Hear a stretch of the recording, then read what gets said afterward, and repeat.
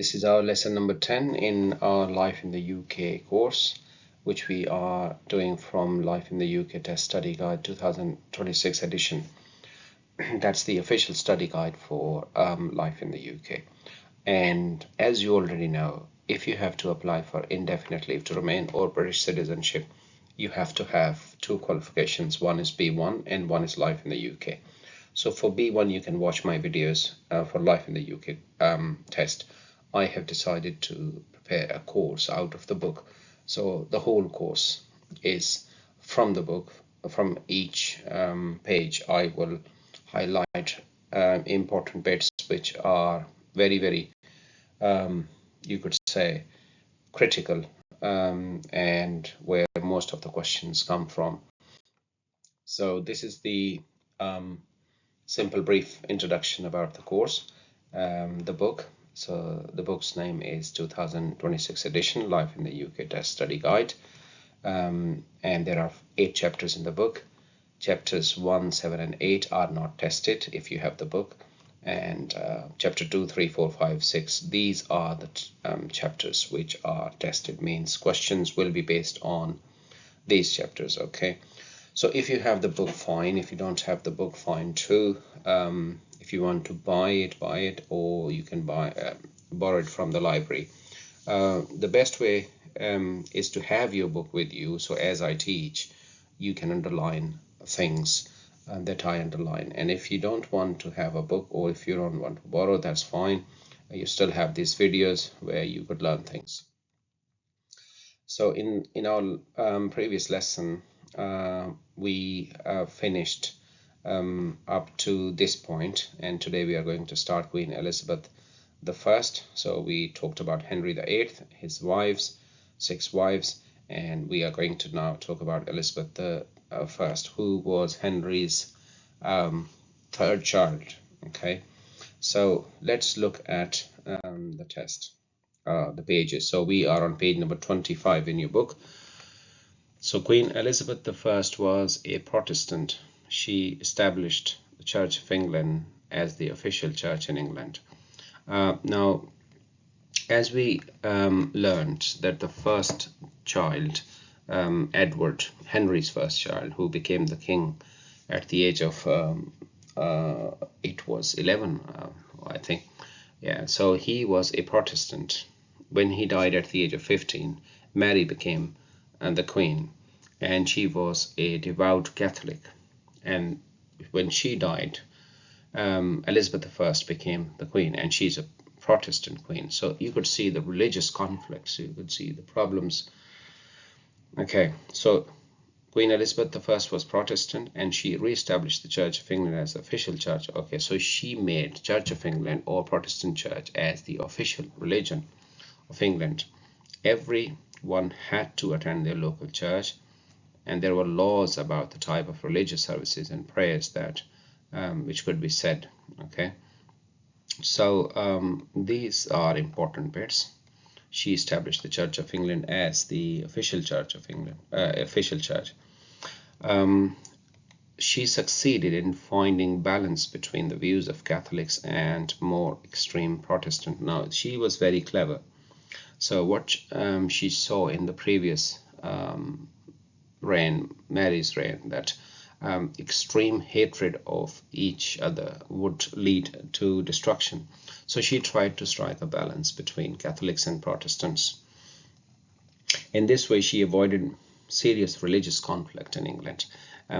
Elizabeth became one of the most popular monarchs in English history, particularly after 1588, when the English defeated the Spanish Armada, a religious fleet of ships which had been sent by Spain to conquer England and restore Catholicism. This is extremely important. Okay, it talks about the Spanish Armada. It talks about restoration of Catholicism.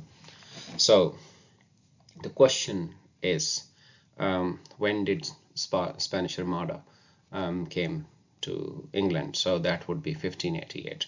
You could also be asked a question, why was Elizabeth very popular? And if you have options, you will choose because she defeated the Spanish Armada.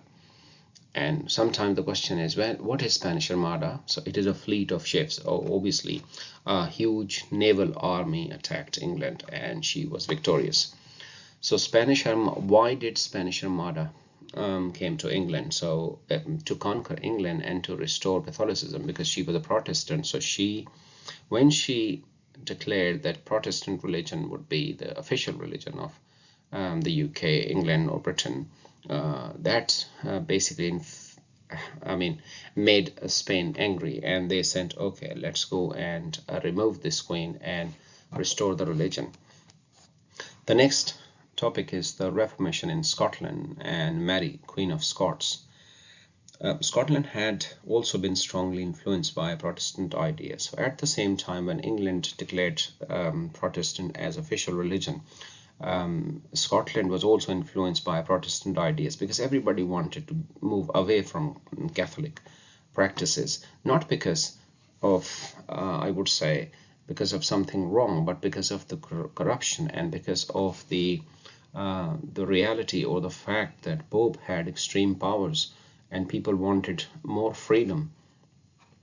So in 1560, a predominantly Protestant Scottish Parliament abolished the authority of the Pope in Scotland, and Roman Catholic religious services became illegal. Now, Scottish people, what they did was, in 1560, they banned Roman Catholic religion, and any of the Roman Catholic practices or services were made illegal.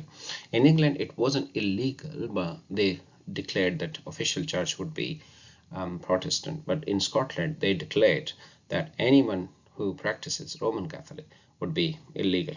A Protestant Church of Scotland with elected leadership was established. Unlike England, this was not a state church.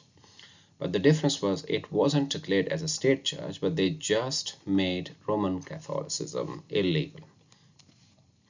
The Queen of Scotland, or simply Mary Stuart, often now called Mary Queen of Scots, was a Catholic. So now you can see the problem now. So they made Catholic religion illegal, but the Queen was herself Catholic. She was only a week old when her father died, and she became the Queen. Okay, so that's the next bit. Much of her childhood was spent in France. When she returned to Scotland, she was center of power struggle between different groups. So when father died, she came back, and she was obviously she became the queen, but she then went to France to spend time. And when she came back, now people were unwilling to accept her a queen. Some people were in her favor. So that is the struggle bit of power. So whether we would accept somebody who is Catholic as our queen, or whether we should say that this is illegal. So that was the main issue. Right, when her husband was murdered, Mary was suspected of involvement and fled to England. This is very, very important. Okay, so what happened was that people who wanted to get rid of Mary because of her religion, they wanted an excuse. So meanwhile, Mary's husband was murdered, and people started saying that it was Mary who murdered her husband, and Mary was suspected of involvement and fled to England.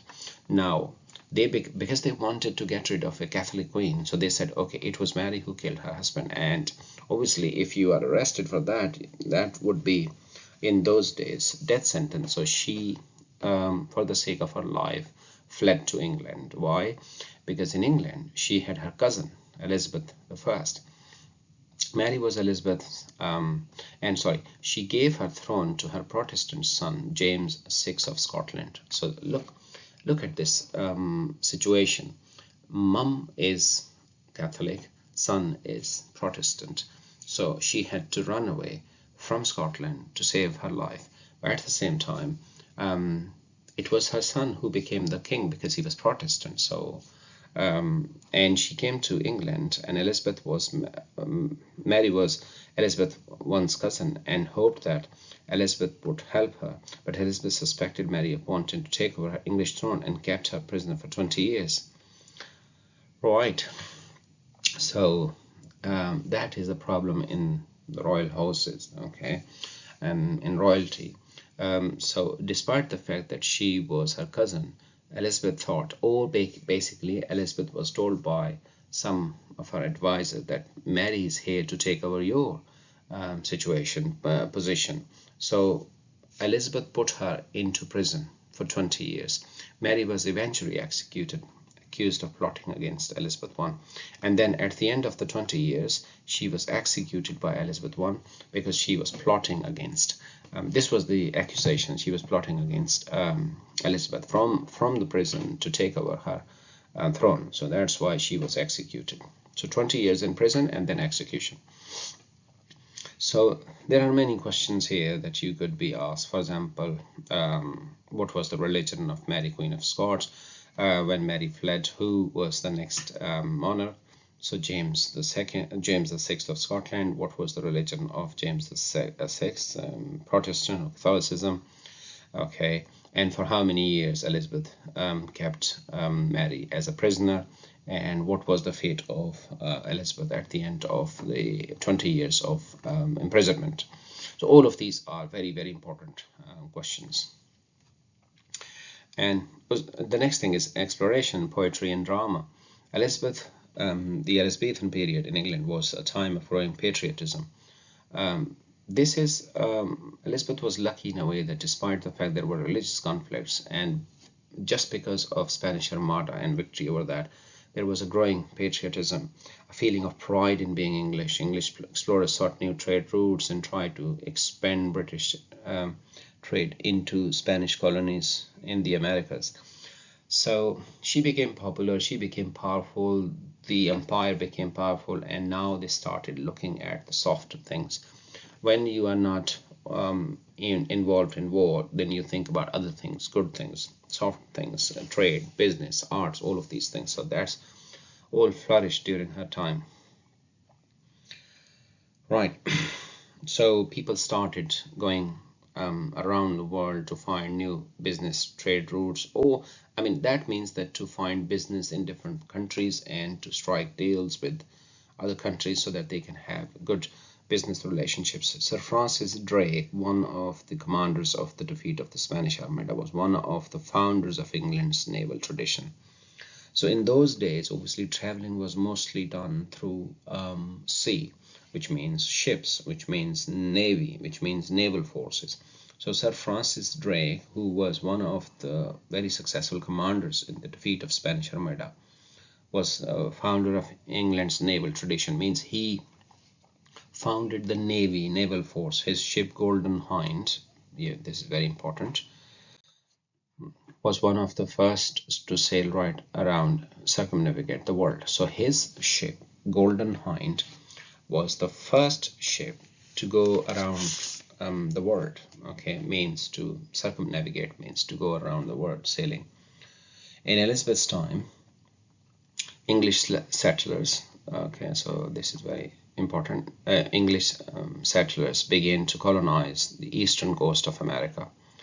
This is, for some reason, extremely important question. Sometimes you will have this question in true false. For example, they would say in Elizabeth's time, English settlers began to colonize the western coast of America. True or false? So that would be wrong because it is eastern coast.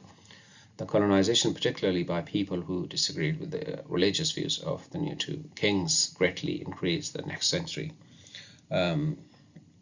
So that's not important. The Elizabethan period is remembered for the richness of its poetry and drama, especially the plays and poems of William Shakespeare.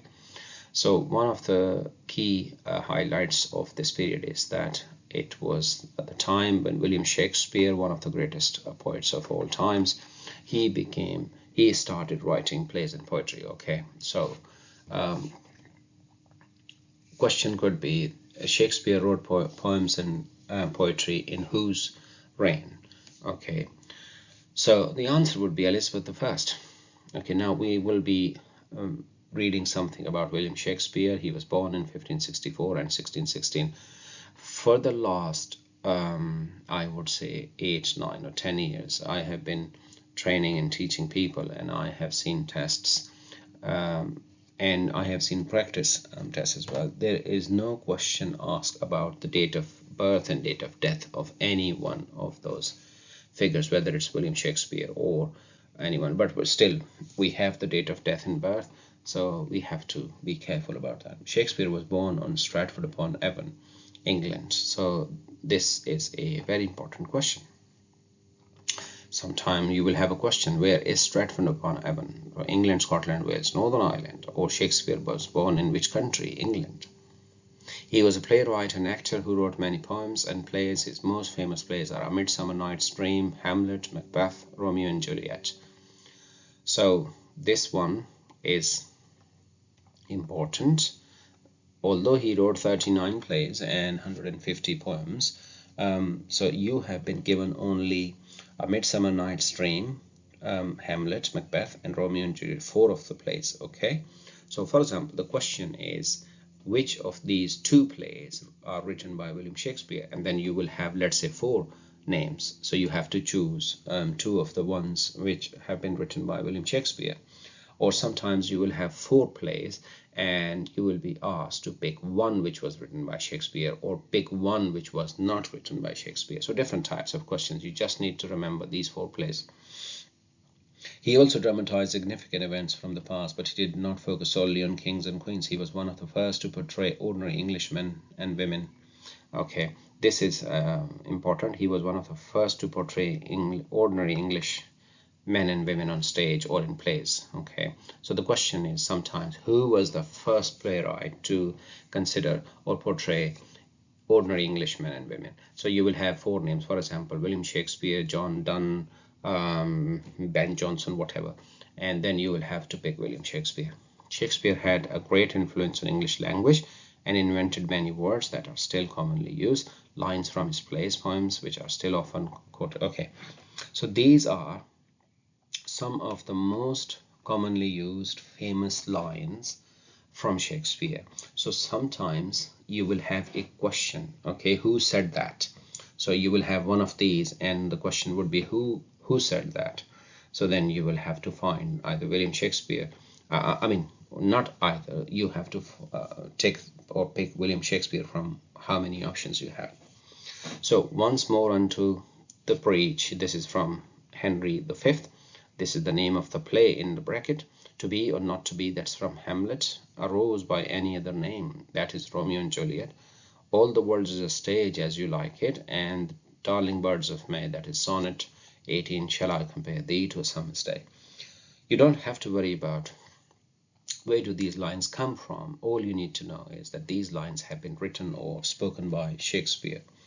Many people regard Shakespeare as the greatest playwright of all time. Okay, that's important. Sometimes the question is, who is regarded as the greatest playwright of all time? Playwright means dramatist. People who write dramas are known as playwrights, and poems and still performs. His poems and plays are performed okay today. The Globe Theatre, now that's the important bit. Yeah, this one. The Globe Theatre in London is a modern copy of theatres in which his plays were first performed. That is also known as the Shakespeare Theatre. So which theatre is known as the Shakespeare Theatre? Globe Theatre. Okay, and which is the theatre which is you could say where the Shakespeare plays are played? So then your answer would be Globe Theatre. Okay, so that's the end of today's lesson. As always, you have these questions from today's lesson, so please stop the video here, look at these questions and write your answers in your notebooks, and then go back and check your answers. Okay, so this is how you keep learning, and I wish you all the best. If you have any questions, please ask me. Leave your comments in the comment section and I will try to answer all of them. All right, thank you very much for watching. I wish you all the best. Bye.